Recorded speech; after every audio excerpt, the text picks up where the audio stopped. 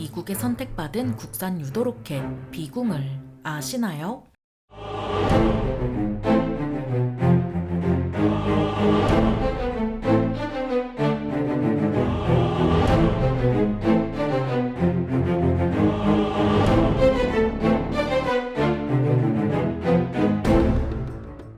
안녕하세요. 지식 스토리입니다. 이번에는 저렴함을 앞세운 유도무기 비궁에 대해 알아볼 텐데요. 미 해군은 크고 느린 적 함정을 상대로는 주로 하풍 같은 대함미사일을 사용할 생각이었고, 작고 빠른 적 고속정을 상대로는 SM-2 같은 대공미사일로 격침할 생각이었습니다. 그런데 냉전시대가 막을 내리면서 전면전의 가능성은 없어지다시피 했지만, 반군과 무장단체, 테러단체에 의한 비정규정과 저강도 분쟁의 위험성이 크게 늘었습니다. 특히 2000년 10월 12일에는 예멘에 정박 중이던 미 해군 구축함 콜의 자폭용 보트가 돌격해 17명이 사망하고 수십 명이 다치는 피해를 봤는데요. 그동안 이런 유형의 비정규전을 등한시했던 미 해군은 고민에 빠질 수밖에 없었죠. 미 해군에는 자폭용 보트가 대규모로 몰려오면 마땅히 대응할 수단이 없는 거였습니다. 함포로 격침하자니 사거리와 연사력이 부족했고, 그렇다고 대한미사일로 격침하자니 대한미사일이 아까웠습니다. 그래서 미 해군은 고민 끝에 기존에 사용하던 히드라 70 로켓에 간단한 유도 장치를 달아서 자폭용 보트에 대응한다는 아이디어를 냈는데요. 공격 헬기에 로켓 포드에 탑재하면 포드당 4개밖에 못 다는 값비싼 헬파이어 대신 포드당 19발이나 달아서 값싸게 많이 쏠 수 있었죠. 비슷한 개념으로 미 육군도 APKSS라는 사업명으로 히드라 70 기반 레이저 유도 로켓을 개발하고 있었습니다. 하지만 레이저 유도 방식은 안개가 자주 끼는 바다에서는 그리 좋은 방식이 아니었는데요. 게다가 레이저 유도 방식은 동시에 다수의 표적에 대응할 수 없어서 자폭용 보트가 대규모로 몰려오는 상황에는 어울리지 않았죠. 그렇다고 값비싼 레이더 유도 방식의 헬파이어 롱보우 버전 같은 걸 도입하자니 원래 취지에 맞지도 않았습니다. 그래서 미 해군은 적외선 열상 탐색기와 패턴 매칭 기술을 이용한 새로운 유도 로켓을 개발하기로 정했습니다. 먼저 표적을 적외선 열상 탐색기로 포착한 다음 유무선으로 유도 로켓의 영상을 전송하면 유도 로켓은 미리 받은 영상을 이용해 표적을 정확하게 찾아내는 원리인데요. 다만 개발 목적이 저가형 유도 로켓인 만큼 값비싼 군용품을 사용하기보다 값싼 기성품을 주로 사용했고, 적외선 열상 탐색기도 비냉각, 고정식을 사용했죠. 하지만 미 해군 단독으로 개발하자니 예산이 많이 들어 고민이었는데, 마침 비슷한 이유로 고민하고 있던 한국이 눈에 들어왔습니다. 한국은 북한이 공기부양정의 특수부대를 태워 서해 5도, 인천 수도권을 기습하거나 교란하면 여간 골치 아픈 게 아니었습니다. 그렇다고 서해 5도, 인천 수도권의 병력을 증강하면 그만큼 전선에 투입할 병력이 부족해지는데요. 그래서 2000년대 중반에 미 해군 연구소와 방위사업청은 MOU를 맺고 공동개발하기로 정하죠. 미국이 개발 내용을 한국에 전해주면 한국은 최대한 값싸게 만들 방법을 연구했고, 이 사업은 로거라 불렸습니다. 개발 주체는 국방과학연구소와 LIG 넥스원으로 아파치, 수리온 같은 헬기는 물론 KA-1 같은 경공격기도 충분히 사용할 수 있을 거라 바라봤습니다. 하지만 미 해군은 급할 게 없다 보니 2012년에 사업에 대한 예산을 배정하지 않았지만, 북한과 대치하는 한국은 한시가 급했는데요. 결국 2012년에 한국만 체계 개발로 전환해 개발을 멈추지 않았죠. 이 사업에 가장 큰 관심을 두는 곳은 서해 5도를 담당하고 있는 해병대와 북한 고속정 저지 임무를 맡은 공군이었는데요. 해병대는 차량 탑재형을, 공군은 KA-1에 탑재할 공중 발사형을 원했죠. 그래서 헬기 탑재형 개발은 밀려나더니 차량 탑재형과 공중 발사형이 먼저 연구됐고, 2015년 1월 방위사업청이 발주한 15건의 연구 용역 계획에도 차량 탑재형 2.75인치 유도 로켓이 포함됐습니다. 하지만 2016년 3월에 미 해군이 사업에서 발을 빼고 공군도 KA-1에 탑재할 계획을 취소하면서 양산 단가가 오르고 예산도 부족해져 양산의 차질을 빚었습니다. 상황이 이렇다 보니 가장 먼저 나온 건 차량 탑재형으로 2015년 4월 22일 안흥 종합시험장에서 로켓의 운용평가 시험이 공개됐고, 표적을 격파하는 모습을 보여줬는데요. 지대함 70mm 유도 로켓 차량 탑재형은 2015년 6월 3일 언론에 의해 실물이 처음으로 공개됐고, 표적을 격파하는 영상도 공개했죠. 국방과학연구소는 몇 차례의 시험을 거쳐 2016년에 전력화할 거라 밝혔지만, 2016년에 국방부가 요청한 예산 156억 원에서 50%가 삭감됐습니다. 하지만 군 운용평가에서 저가형 무기답지 않게 높은 명중률을 기록했고, 최대 사거리인 8km에서 고속으로 움직이는 표적에도 전부 명중했습니다. 이에 만족한 해병대는 운용 적합 판정을 내렸고, 2017년부터 연평도와 백령도에 북한 공기부양정 방어 등을 위해 배치했으며, M47 패튼 기반 해안포들은 전부 대체했는데요. 그렇다면 이런 비궁이 어떤지 재원을 살펴보겠습니다.